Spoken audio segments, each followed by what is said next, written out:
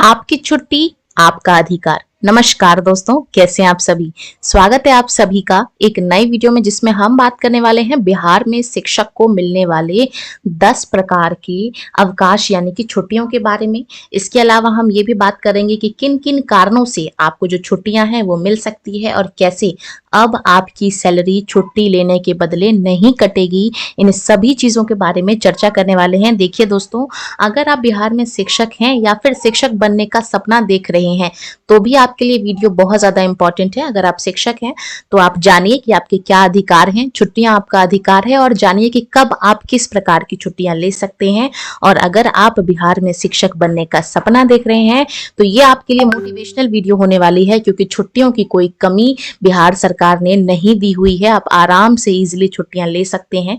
चलिए करते हैं वीडियो को स्टार्ट। एक एक करके सभी चीजों को हम डिस्कस करेंगे। सबसे पहले मैं आपको बता दूं अप्लाई करने का तरीका।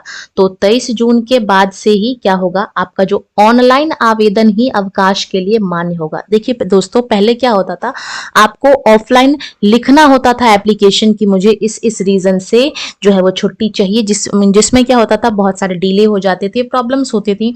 अब क्या होगा, अब आपको शिक्षक आपको क्या करना होगा, आपको छुट्टियों के लिए भी आपको ऑनलाइन एप्लीकेशन ही देना होगा। इससे क्या होगा, जो चीजें हैं वो आसान हो जाएंगी, स्वीकृति इजी हो जाएगा। विद्यालय में कार्यरत शिक्षकों के लिए 10 प्रकार के जो अवकाश हैं उनको निर्धारित किए गए हैं। इस वीडियो में मैं 10 प्रकार को डिस्कस करूंगी और ये भी डिस्कस करूंगी कि ये आप कितने दिनों के लिए ले सकते हैं और कब कब ले सकते हैं।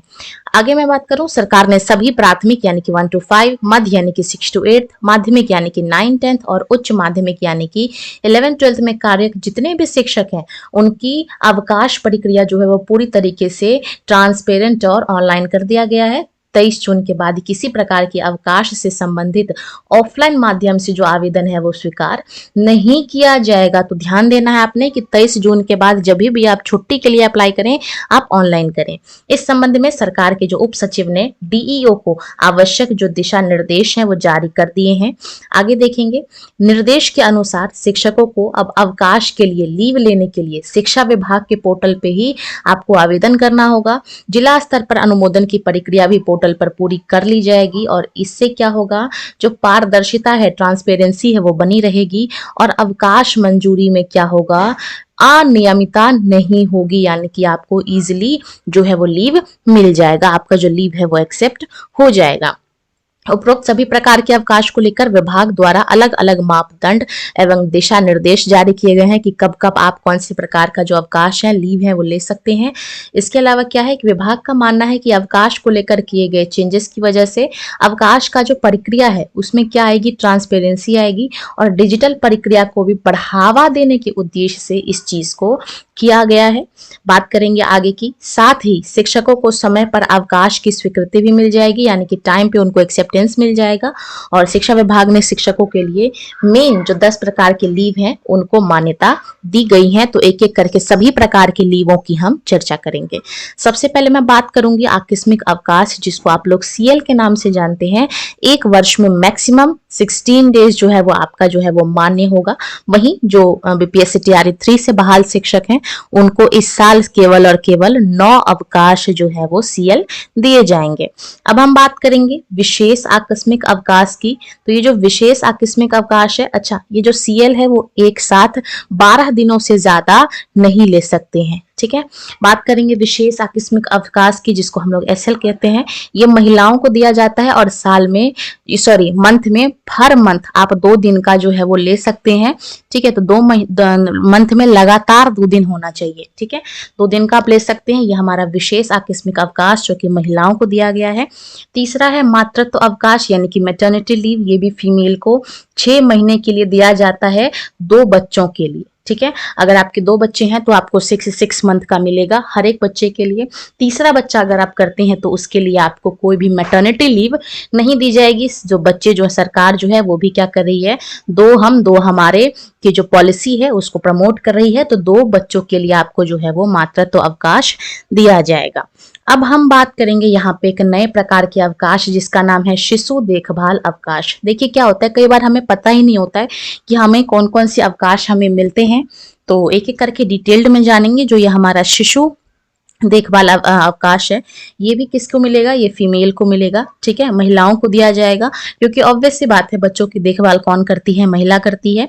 ये भी क्या है, संपूर्ण सेवा अवधि में, यानी कि जितने दिन आपकी जॉब रहेगी उतने दिन आप 2 साल जो है वो ले सकते हैं मैक्सिमम, यानी कि अगर मैं दिनों की बात करूं तो 730 दिनों का आपको जो है वो शिशु देखभाल अवकाश मिलेगा। अगर आपके बच्चे को कोई एग्जाम है, कोई उसको बीमारी है, पालन पोषण करना है, तो 730 दिन संपूर्ण सेवा अवधि में आपको शिशु देखभाल अवकाश जो है वो मिलेगा। बात करेंगे पितृत्व अवकाश की, तो ये फादर यानी कि मेल को मिलता है। तो ये जो है मैटर्निटी लीव के 6 महीने, जैसे मैटर्निटी लीव 6 महीने का होता है, तो अगर आपकी वाइफ को 6 मंथ का मैटर्निटी लीव मिला है तो क्या होगा कि पितृत्व अवकाश जो है ये इसी 6 महीने के, यानी कि बॉर्न होने तक क्या होता है, आपको 15 दिनों का जो है वो दिया जाएगा। 15 दिन तक आप पितृत्व अवकाश जो है वो ले सकते हैं, और ये भी केवल और केवल 2 बच्चों तक के लिए जो है वो काम करता है।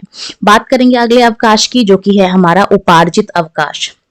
ये क्या होता है उपार्जित अवकाश, ये क्या है, ये आप 300 दिनों तक जो है वो मैक्सिमम ले सकते हैं। संपूर्ण अपने सेवा काल में 300 दिनों तक आप जो है उपार्जित अवकाश ले सकते हैं। बात करेंगे आधे वेतन पर अवकाश की, तो ये जो है आपको मेडिकल सर्टिफिकेट के बेस पे मिल जाएगा, या फिर अगर आपका कोई पर्सनल काम है तो भी आपको मिल जाएगा। जब तक आप चाहो आप आधे वेतन पे छुट्टी जो है वो ले सकते हैं। नेक्स्ट है हमारा रूपांतरित अवकाश। ये जो है आपका 180 दिनों का होता है अपनी होल सर्विस में, यानी कि जब तक आप संपूर्ण सेवा काल में 180 दिनों तक आप रूपांतरित अवकाश जो है वो ले सकते हैं। इसके अलावा अगर मैं बात करूं असाधारण अवकाश की, तो इसमें आपको कोई भी सैलरी जो है वो नहीं दी जाती है।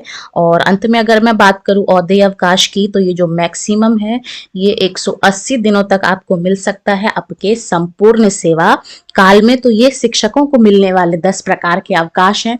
कब कब ले सकते हैं हमने इसके बारे में भी चर्चा किया। तो इसी के साथ मैं इस वीडियो को यहीं पे अंत करती हूँ। अगर फिर भी आपको किसी प्रकार के अवकाश को समझने में दिक्कत हुई है, आप उसको कमेंट कर सकते हैं। वीडियो में बने रहने के लिए धन्यवाद। वीडियो अच्छी लगी हो तो वीडियो को लाइक करना, और ऐसी ही और इन्फॉर्मेशन लेने के लिए चैनल को आप सभी ने सब्सक्राइब कर लेना है।